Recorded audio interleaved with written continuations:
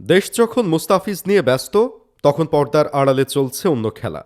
Arakan আর্মিরা বাংলাদেশে ঢুকে একের পর এক মাইন পুঁতে রাখছে, আবার গুলি করছে নিরীহ শিশু ও মানুষদের। তাদের মতিগতি দেখে মনে হচ্ছে তারা যেন চাইছে পার্বত্য চট্টগ্রাম দখল করতে। জানিয়ে হঠাৎ পার্বত্য চট্টগ্রামে শুরু হয়েছে উত্তেজনা। অপরদিকে বাংলাদেশ যে কাজটি বেগম খালেদা জিয়া শতচাপ উপেক্ষা করেও কখনো করেননি, সেটি এবার করে ফেললেন অন্তর্বর্তী সরকার। আফগানিস্তানের মতো ফিলিস্তিনের গাজায় আমেরিকার সাথে মিলে সৈন্য পাঠাতে চায় বাংলাদেশ সরকার, জানিয়ে চলছে তীব্র সমালোচনা। তাহলে প্রশ্ন জাগতেই পারে, এ আবার কোন খেলা শুরু হয়েছে বাংলাদেশকে নিয়ে? আর কেনই বা নীরবে ও আড়ালে এসব বড় সিদ্ধান্ত নিচ্ছে অন্তর্বর্তী সরকার? তা বোঝার চেষ্টা করব আজকের বিশ্লেষণে। সম্প্রতি বাংলাদেশ মিয়ানমার সীমান্তে আবারও চরম অস্থিরতা সৃষ্টি দেখা দিয়েছে। আর এই সমস্যা সৃষ্টি করেছে মিয়ানমারের সশস্ত্র সন্ত্রাসী গোষ্ঠী আরাকান আর্মি। মিয়ানমারের বাংলাদেশ সীমান্তের অংশ এখন পুরোটাই নিয়ন্ত্রণে নিয়েছে দেশটির বিদ্রোহী আরাকান আর্মি। ফলে এখন বাংলাদেশের সীমান্ত ঘেঁষেই নানা ধরনের তৎপরতা চালাচ্ছে তারা। বাংলাদেশ বর্ডার গার্ড বিজিবিকে এখন তারা একরকম পাত্তা দিচ্ছে না মনোভাব। এদিকে দেশের ভেতরেও এই আরাকান আর্মির সাথে মিয়ানমার সেনাবাহিনীর চলমান সংঘর্ষের জেরে সীমান্ত জুড়ে আতঙ্ক ছড়িয়ে পড়েছে, যার ফলে সীমান্তে বাংলাদেশি নাগরিকদের স্বাভাবিক জীবনযাপন মারাত্মকভাবে ব্যাহত হচ্ছে। আরাকান আর্মি ২০১৭ সালে মিয়ানমার সেনাবাহিনীর সঙ্গে যৌথভাবে রাখাইন রাজ্যে রোহিঙ্গা মুসলমানদের বিরুদ্ধে ভয়াবহ নিধন অভিযান চালায়। এরপর ধীরে ধীরে তারা মিয়ানমারের কৌশলগত পশ্চিমাঞ্চলের পুরোপুরি নিয়ন্ত্রণ নেওয়ার কাছাকাছি চলে যায়। এতে এ অঞ্চলের রাখাইন রাজ্য গুরুত্বপূর্ণ এক মুহূর্তের মধ্যে রয়েছে। আরাকান আর্মির এই অগ্রগতি মিয়ানমারের চলমান গৃহযুদ্ধ এবং আঞ্চলিক ভূ রাজনীতির সংজ্ঞা বদলে দিতে পারে, যার ফল ভোগ করতে হতে পারে বাংলাদেশকেও। বর্তমানে এই একই সশস্ত্র গোষ্ঠী মিয়ানমারের সরকারের বিরুদ্ধে বিদ্রোহ ঘোষণা করে রাখাইন রাজ্যে ভয়াবহ সংঘর্ষে লিপ্ত রয়েছে। এর প্রভাব পড়েছে বাংলাদেশ মিয়ানমারের বিস্তীর্ণ সীমান্ত এলাকায়। রাখাইনে রয়েছে ভারতের স্বার্থ। এই স্বার্থ কালাদান পরিবহন প্রকল্প। এই প্রকল্প বাংলাদেশকে এড়িয়ে মিয়ানমারের সঙ্গে ভারতের একটি বিকল্প বাণিজ্য পথ তৈরির সুযোগ করে দেবে। আরাকান আর্মির কারণে নাফ নদীতে মাছ ধরা বন্ধ রয়েছে।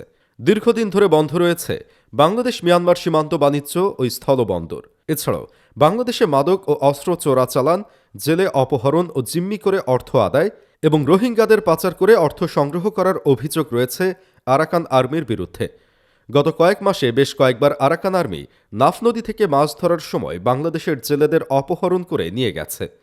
গত বছর আগস্টে কক্সবাজারের টেকনাফের নাইখংদিয়া এলাকার নাফ নদী থেকে ১১ জন বাংলাদেশি জেলেকে ২টি মাছ ধরা ট্রলার সহ ধরে নিয়ে যায়। এরপর ২০ আগস্ট থেকে ২৬ আগস্ট পর্যন্ত ৫১ জন জেলে আরাকান আর্মির হাতে আটক হয়েছিল। আর বর্তমানে এই পরিস্থিতির মধ্যে হোয়াইকং সীমান্ত এলাকায় চলমান সংঘর্ষে বিদ্রোহীদের ছোড়া গুলিতে লম্বাবিল এলাকার শিশু হুজাইফা আহত হয়। এ ঘটনার প্রতিবাদ ও ক্ষতিপূরণের দাবিতে তেতছি ব্রিজ এলাকায় মানববন্ধন কর্মসূচি পালন করে স্থানীয় বাসিন্দারা। আইন শৃঙ্খলা বাহিনী সূত্র জানায়, মিয়ানমারের রাখাইন রাজ্যে আরাকান আর্মির সঙ্গে বিভিন্ন সশস্ত্র গোষ্ঠীর সংঘর্ষ চলছে। প্রাণ বাঁচাতে অনুপ্রবেশের সময় ৫৩ জন সন্ত্রাসী ও তাদের সহায়তাকারী এক বাংলাদেশিকে আটক করে বিজিবি। পরে তাদের টেকনাফ মডেল থানায় হস্তান্তর করা হয়। এই যখন বাংলাদেশের সীমান্তের অবস্থা, তখন অপরদিকে গাজায় সৈন্য পাঠাতে চায় বাংলাদেশ। তবে সেটা ফিলিস্তিনের হয়ে নয়, বরং যুক্তরাষ্ট্রের পক্ষ থেকে। একদিকে পুরো বাংলাদেশ যখন গাজার পক্ষে, তখন যুক্তরাষ্ট্রের সাথে হাত মিলিয়ে গাজায় সৈন্য পাঠানোর মতো সিদ্ধান্ত বাংলাদেশ কিভাবে নিতে পারে তা নিয়ে চলছে সমালোচনা। কিন্তু এসবই করা হচ্ছে খুব সুনিপুণভাবে। দেশকে ব্যস্ত রাখা হচ্ছে মুস্তাফিজ কিংবা ক্রিকেট নিয়ে। আর তখন এমন সব সিদ্ধান্ত আসছে পর্দার আড়াল থেকে। যুক্তরাষ্ট্রের প্রেসিডেন্ট ডোনাল্ড ট্রাম্প গাজার জন্য যে ইন্টারন্যাশনাল স্ট্যাবিলাইজেশন ফোর্স বা আন্তর্জাতিক স্থিতিশীলতা বাহিনী গঠনের পরিকল্পনা করেছেন, তার অংশ হতে আগ্রহ প্রকাশ করেছে বাংলাদেশের অন্তর্বর্তী সরকার। জবাবে যুক্তরাষ্ট্র জানিয়েছে তারাও গুরুত্বপূর্ণ এই বিষয়ে বাংলাদেশের সাথে একযোগে কাজ করতে আগ্রহী। সরকারের জাতীয় নিরাপত্তা উপদেষ্টা খলিলুর রহমান ওয়াশিংটনে যুক্তরাষ্ট্রের রাজনীতি বিষয়ক under secretary of state Allison Hooker ও সহকারী পররাষ্ট্রমন্ত্রী পল কাপুরের সঙ্গে বৈঠকে এ আগ্রহের কথা প্রকাশ করেছেন বলে জানিয়েছেন প্রধান উপদেষ্টার প্রেস উইং। ফিলিস্তিনের গাজায় স্থিতিশীলতা রক্ষায় প্রস্তাবিত আন্তর্জাতিক বাহিনীতে বাংলাদেশের যোগ দেওয়ার বিষয়টি কয়েকটি শর্তের ওপর নির্ভর করছে। তবে এই মিশনে বাংলাদেশের অংশগ্রহণের পরিধি বা প্রকৃতি ঠিক কেমন হবে সে ব্যাপারে বিস্তারিত কিছু জানানো হয়নি। এ বিষয়ে মার্কিন পররাষ্ট্র দপ্তরের তাৎক্ষণিক কোনো মন্তব্য পাওয়া যায়নি। বৈঠকে দুপক্ষের মধ্যে আলোচনায় বাংলাদেশের ব্যবসায়ীদের জন্য ভিসা সহজ করা ছাড়াও রোহিঙ্গা ও বাংলাদেশের আসন্ন নির্বাচনের বিষয় উঠে এসেছে। গত অক্টোবরে গাজায় যুদ্ধবিরতি কার্যকর হওয়ার পর নভেম্বরের মাঝামাঝি সময়ে জাতিসংঘের নিরাপত্তা পরিষদে একটি প্রস্তাব গৃহীত হয়। ওই প্রস্তাবে তথাকথিত বোর্ড অব পিস ও এর সহযোগী দেশগুলোকে গাজায় একটি অস্থায়ী আন্তর্জাতিক স্থিতিশীলতা বাহিনী গঠন করার অনুমোদন দেওয়া হয়। তবে যুদ্ধবিরতির এই চুক্তিটি প্রাথমিক পর্যায়ের পর আর সামনে এগোতে পারেনি। পরবর্তী পদক্ষেপগুলোতেও তেমন কোনো অগ্রগতি দেখা যাচ্ছে না। যুদ্ধবিরতি কার্যকর হওয়ার পর থেকে ইসরায়েলের হামলায় এ পর্যন্ত 400 জনেরও বেশি ফিলিস্তিনি নিহত হয়েছেন। গাজার 20 লাখেরও বেশি মানুষ এখন ক্ষতিগ্রস্ত ভবন বা অস্থায়ী তাঁবুতে মানবেতর জীবনযাপন করছে। সংকীর্ণ এই ভূখণ্ড থেকে ইসরায়েলি সেনারা সরে যাওয়ার পর সেখানে হামাস ফের তাদের নিয়ন্ত্রণ প্রতিষ্ঠা করেছে।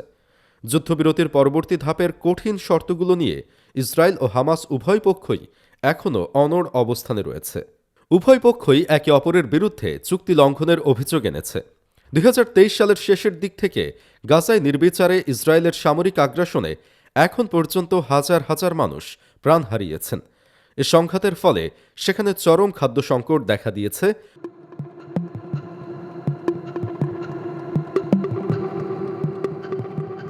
অভ্যন্তরীণভাবে বাস্তুচ্যুত হয়েছে গাজার পুরো জনগোষ্ঠী। ফিলিস্তিনের গাজায় যুক্তরাষ্ট্রের প্রেসিডেন্ট ডোনাল্ড ট্রাম্প প্রস্তাবিত আন্তর্জাতিক বাহিনীতে বাংলাদেশের অংশগ্রহণের আগ্রহ নিয়ে আলোচনায় গভীর উদ্বেগ জানিয়েছে বাংলাদেশ ফিলিস্তিন সংহতি কমিটি। গতকাল রবিবার কমিটি এক বিবৃতিতে এ উদ্বেগ জানায়। বাংলাদেশ ফিলিস্তিন সংহতি কমিটি অন্তর্বর্তী সরকারের এই উদ্যোগের তীব্র নিন্দা ও প্রতিবাদ জানিয়ে ওই সিদ্ধান্ত থেকে অবিলম্বে বের হয়ে আসার দাবি জানিয়েছে। কমিটি বলেছে, মনে রাখা প্রয়োজন, বাংলাদেশের জনগণ সবসময় ফিলিস্তিনি জনগণের অধিকার ও স্বাধীনতার পক্ষে দৃঢ়ভাবে অবস্থান নিয়ে এসেছে।